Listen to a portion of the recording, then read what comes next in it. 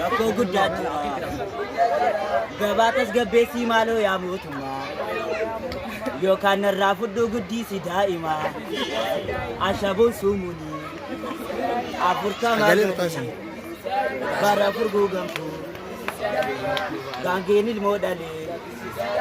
Nuuroon waddadeeraa baadiyyaa magaalaa kan jiru mi'eessee naggaadee faddaalaa soorii adda baasii yaa rabbi keetu caala silaa yoonan jirru akka rabbiin malee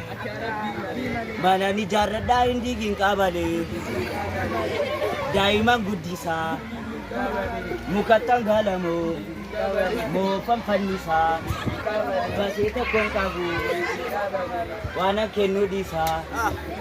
Nuuroon waddadeeraa baadiyyaa magaalaa kan jiru mi'eessee naggaadee faddaalaa soorii adda baasii yaa rabbi keetu caala birrii surree dhiisii uffadhu qamisii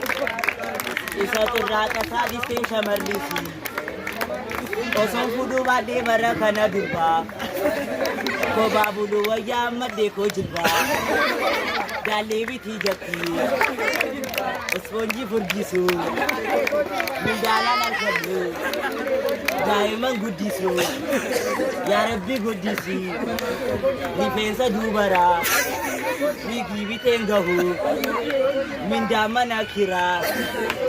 Nuuroon waddadeeraa baadiyyaa magaalaa kan jiru mi'eessee naggaadee faddaalaa soorii adda baasii yaa rabbi keetu caala ijoolleen baranaa kan nyaattu ndoomini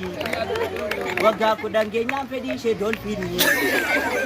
buddeen keenyi gaddaana diddee loomini qibaati dibatu looshiinii siibitee anis caatiin qaamaa kookaa fi loozini